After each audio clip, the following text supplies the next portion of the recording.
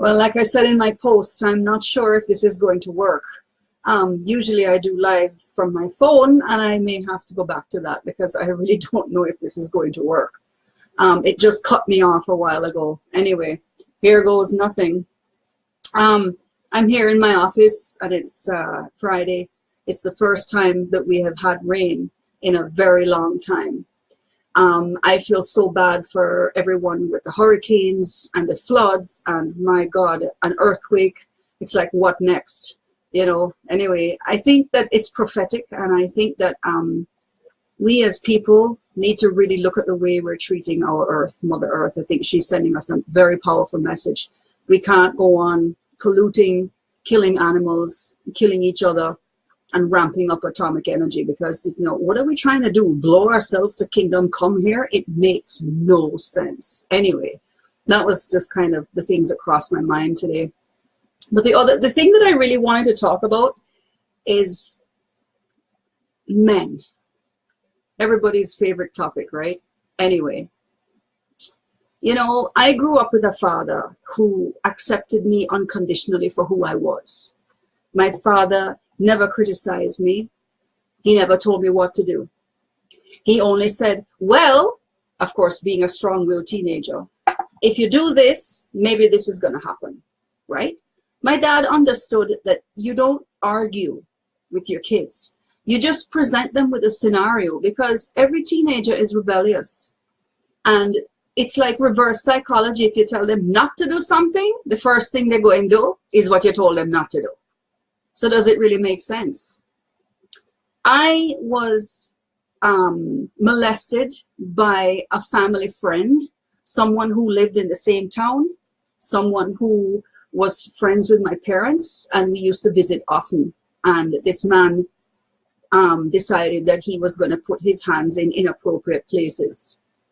I think I was somewhere between the ages of 11 and 12, 13, somewhere in there. And I was tall for my age, you know, but we made no secret of the fact that I was a kid.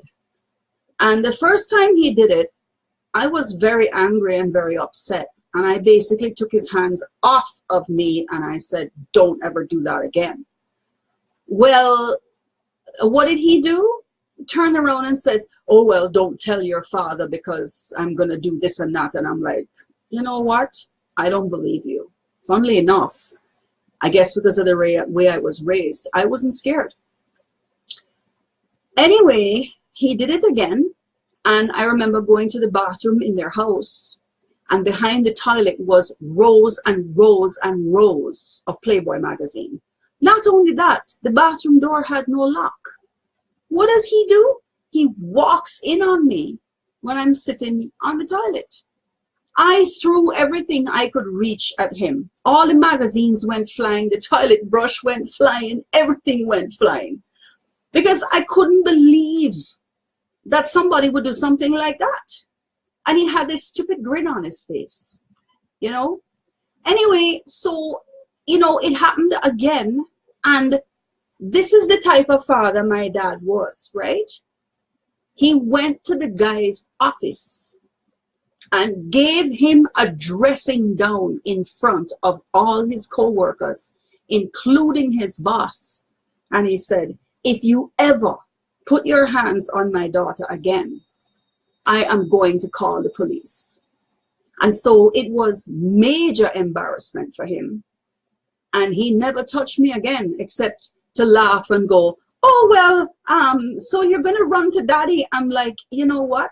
The next time they're going to lock up your ass, because my father is not messing with you, and neither am I. You know? And so this is the kind of dad that I had. And this is what women look for in a man, even though in this day and age we all think, oh, well, we don't need to be protected. You know what? A woman who is a real woman and has no issues with her feminine side has no problem with a man standing up for her. I have no problem with a man opening a door for me. I am not going to turn around and say, oh, I can do it myself. What the hell is that? Be grateful that somebody is showing you some chivalry and some respect. I never got into a vehicle without my dad opening the door for me and my mother. I was trained as a young girl to wait beside the door until dad opened it. And if I didn't, he's like, excuse me? And so, you know, I respect men who know how to be real men. Because all of this bossiness that we have now, and we have to have 4x4, and we have to jack it up 4 feet in the air so you can't even drive it, and we have to have all kind of toys, and that's not a real man. That is somebody playing and living their life through what they want instead of what they need, and they're usually extremely selfish, right? It's all about them. And there are women who are the same. I have always been kind of a minimalist. Yes, I like clothes and shoes, but really and truly, I don't have a closet full of 200 pairs of shoes. What are you doing with it?